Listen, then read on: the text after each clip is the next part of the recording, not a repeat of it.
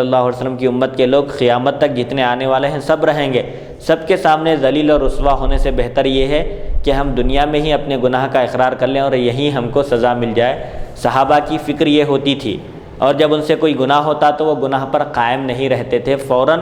اس کی تلافی کرتے تھے۔ مطلب یہ ہے کہ فوراً یہ چاہتے تھے کہ اس گناہ کی سزا مل جائے، دنیا میں ہی مل جائے یا اس گناہ کی معافی ہو جائے۔ تو یہاں جو صحابی کا یہ جو عمل ہے، یہ فعل جو ان سے سرزد ہوا ہے، جو گناہ ہوا ہے، فوراً حضور کی خدمت میں حاضر ہو کر عرض کیے کہ مجھ سے ایسا ہو گیا ہے، اب میرے بارے میں کیا فیصلہ ہے، کیا حکم ہے، اب فیصلے کو نافذ فرمائیے۔ تو یہ زنا نہیں ہے کہ ان پر حد جاری کی جائے، کوئی ایسا گناہ نہیں ہے جس کی وجہ سے ان پر شرعی اعتبار سے حد جاری کی جائے۔ لہذا حضور اکرم صلی اللہ علیہ وسلم چونکہ ابھی کوئی فیصلہ اور کوئی حکم نازل نہیں ہوا تھا، اس سلسلے میں آپ نے وحی کا انتظار فرمایا۔ وحی نازل ہوئی کہ نیکیاں گناہوں کو لے جاتی ہیں، ان سے گناہ سرزد ہوا، آپ کی خدمت میں پہنچے اور آپ کے پیچھے نماز ادا کیے، برائی ہونے کے بعد فوری نیکی کیے، تو یہ نیکی پہلے گناہ کا کفارہ ہے، اسی لیے گناہ کے بعد فوراً نیکی کرنا ہے۔ اور ایک صحابی پر جو حد جاری کیے، وہاں پر اقرار کیے، ایک نہیں تین مرتبہ اقرار کیے، تو حضور اکرم صلی اللہ علیہ وسلم اس لیے ان پر حد جاری فرمائے اور ان کی توبہ قبول ہوئی۔ ان کی توبہ کے بارے میں فرمایا کہ وہ ایسی توبہ کیے ہیں کہ اگر اہل مدینہ کے درمیان وہ توبہ تقسیم کر دی جائے تو پورے اہل مدینہ کو وہ توبہ کافی ہو جائے گی۔ تو دونوں میں فرق ہے، دو واقعے میں، وہاں صریح زنا کا ارتکاب ہوا ہے اور یہاں پر زنا نہیں ہوا، مقدمات زنا تک پہنچانے والی چیزوں کا ان سے ارتکاب ہوا ہے۔ تو بہرحال دونوں میں فرق ہے، کبھی بھی شریعت میں کسی کو گناہ کرنے کی اجازت نہیں دی گئی۔ گناہ نہیں کرنا یہ فرشتوں کا فعل ہے، فرشتے شہوتوں سے پاک ہیں،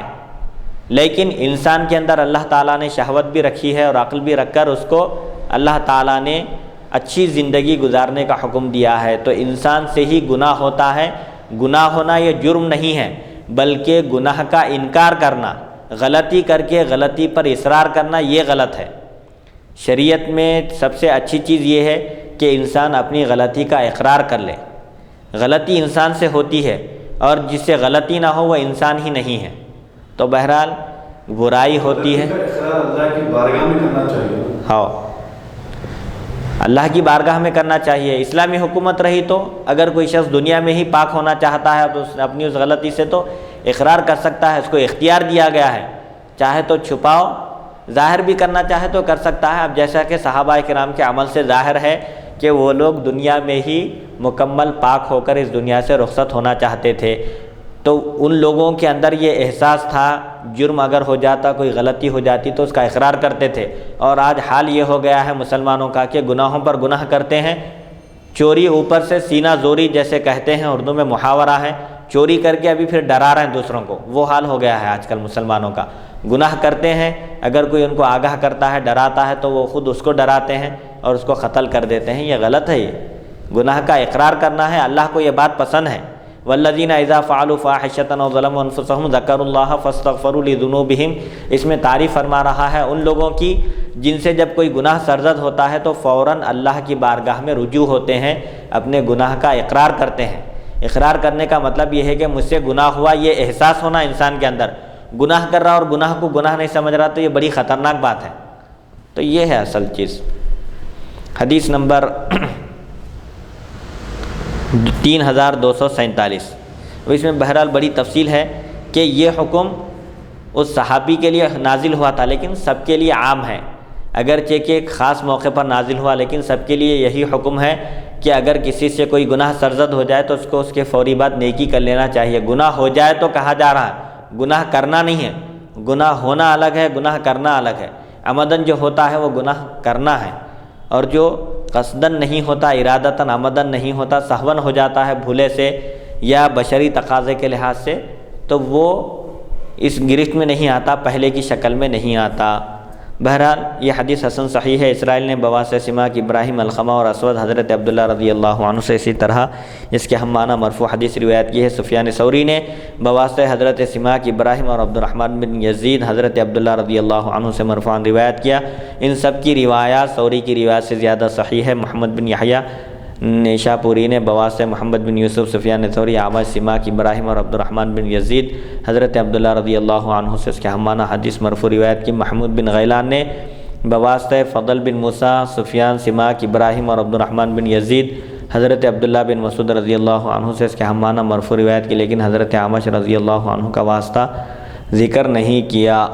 سلیمان تیمی نے اسے بواسطہ حضرت ابو عثمان نہدی حضرت عبداللہ بن مسعود رضی اللہ تعالیٰ عنہ سے مرفوعاً روایت کیا ہے۔ حدیث نمبر 3247۔ حدثنا محمد بن بشار حدثنا یحییٰ بن سعید عن سلیمان التیمی عن ابی عثمان عن ابن مسعود ان رجلا اصاب من امرأة قبلة حرام فاتى النبي صلی اللہ علیہ وسلم فسأله عن كفارتها فنزلت اقم الصلاة طرفي النهار والزلفا من الليل الآية فقال الرجل إلى هذه يا رسول الله فلی هذه یا رسول اللہ فقال لک ولمن عمل بها من امتی هذا حدیث حسن صحیح۔ حضرت عبداللہ بن مسعود رضی اللہ عنہ سے ایک شخص نے ایک عورت کا حرام بوسہ لیا، یعنی جس سے کوئی ان کی معرفت اور شناخت نہیں تھی، حرام کام ہو گیا، ان سے بوسہ لے لیے۔ پھر وہ نبی کریم صلی اللہ علیہ وسلم کی خدمت میں حاضر ہوئے اور اس کے کفارے کے بارے میں پوچھا کہ مجھ سے ایسا فعل سرزد ہو گیا ہے، اس کے کفارے کی کیا صورت ہے، میرے اس گناہ کی تلافی کفارہ کیا ہو سکتا ہے۔ اس پر یہ آیت نازل ہوئی کہ آپ نماز کو قائم کیجئے دن کے 2 حصوں میں اور رات کے کچھ حصے میں، یقیناً نیکیاں گناہوں کو لے جاتی ہیں، مٹا دیتی ہیں، وہ نصیحت حاصل کرنے والوں کے لیے نصیحت ہے۔ تو اس شخص نے عرض کیا یا رسول اللہ صلی اللہ علیہ وسلم کیا یہ حکم صرف میرے ہی لیے ہے، خاص میرے لیے ہے؟ آپ نے فرمایا تمہارے لیے بھی ہے اور میری امت کے ہر اس فرد کے لیے ہے جو اس فعل کا مرتکب ہو جائے۔ یہ حدیث حسن صحیح ہے۔ اگر کسی سے ایسا فعل سرزد ہو جائے تو فوری وہ اس کے بعد توبہ کرے اور کوئی نیکی کرے تاکہ اس کے اس گناہ کا کفارہ ہو جائے۔ حدیث نمبر 3248۔ حدثنا عبد بن حمید حدثنا حسین بن علی الجعفی عن زائدہ عن عبد الملک بن عمیر عن عبد الرحمن بن ابی لیلى عن معاذ بن جبل قال اتى النبي صلی اللہ علیہ وسلم رجل فقال یا رسول اللہ ارأيت رجلا لقي امرأة وليس بينهما معرفة فليس يأتي الرجل لامرأته شيئا إلا قد أتى هو إليها إلا أنه لم يجامعها قال فأنزل الله أقم الصلاة طرفي النهار والزلفا من الليل إن الحسنات يذهبن السيئات ذلك ذكرى للذاكرين فأمره أن يتوضأ ويصلي قال معاذ فقلت يا رسول الله أهي له خاصة أم للمؤمنين عامة قال بل للمؤمنين عامة هذا حديث ليس إسناده بمتصل عبد الرحمن بن أبي ليلى لم يسمع من معاذ بن جبل ومعاذ بن جبل مات في خلافة عمر وقتل عمرو بن عبد الرحمن بن أبي ليلى غلام صغير ابن 6 سنين وقد روى عن عمر وروى شعبة هذا الحديث عن عبد الملك بن عمير عن عبد الرحمن بن أبي ليلى عن النبي صلی اللہ علیہ وسلم مرسلا۔ حضرت معاذ بن جبل رضی اللہ عنہ سے روایت ایک شخص نے بارگاہ رسالت میں آپ صلی اللہ علیہ وسلم میں حاضر ہو کر عرض کیا یا رسول اللہ صلی اللہ علیہ وسلم اس آدمی کے بارے میں آپ کیا فرماتے ہیں، اس آدمی کا کیا حکم ہے جو ایک اجنبی عورت سے علیحدگی میں جماع کے سوا سب کچھ کیا، صحبت نہیں کیا، اس کے علاوہ اپنی بیوی کے ساتھ جو کرتا ہے وہ سب کچھ کیا ہے، اب اس کے بارے میں کیا حکم ہے، آپ کیا فرماتے ہیں ایسے شخص کے بارے میں؟ تو اس پر یہ آیت نازل ہوئی اقیم الصلاۃ طرفی النہار، تم نماز قائم کرو دن کے 2 حصوں میں اور رات کے کچھ حصے میں، یقیناً نیکیاں برائیوں کو مٹا دیتی ہیں، وہ نصیحت حاصل کرنے والوں کے لیے نصیحت ہے۔ پھر حضور صلی اللہ علیہ وسلم نے اس شخص کو وضو کر کے نماز پڑھنے کا حکم دیا۔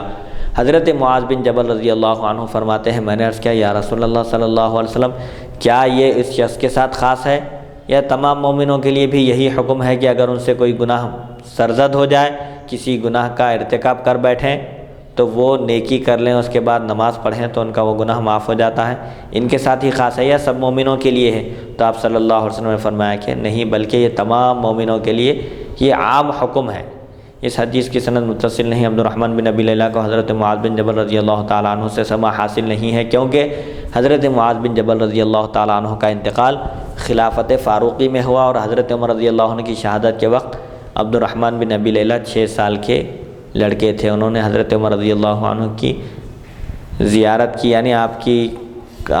کو دیکھا، آپ کے دیدار کا شرف حاصل ہے۔ عبد الرحمن بن ابی لیلہ رضی اللہ عنہ نے 6 سال کی عمر میں حضرت عمر رضی اللہ عنہ کا دیدار کیا ہے اور ان سے روایت بھی لی ہے، یعنی ملاقات بھی ثابت ہے اور روایت بھی ثابت ہے۔ شعبہ نے یہ حدیث بواسطہ عبد الملک بن عمیر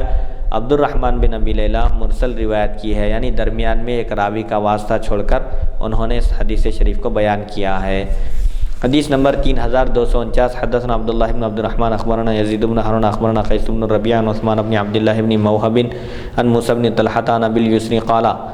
اتتنی امرأة تبتاع تمرا فقلت ان فی البیت تمرا اطیب منه فدخلت معی فی البیت فاہویت الیہا فقبلتها فاتیت ابا بکر فذکرت ذلك له فقال استر على نفسك وتب ولا تخبر احدا فلم اصبر فاتیت عمر فذکرت ذلك له فقال استر على نفسك وتب ولا تخبر احدا فلم اصبر فاتیت النبي صلی اللہ علیہ وسلم فذکرت ذلك له فقال له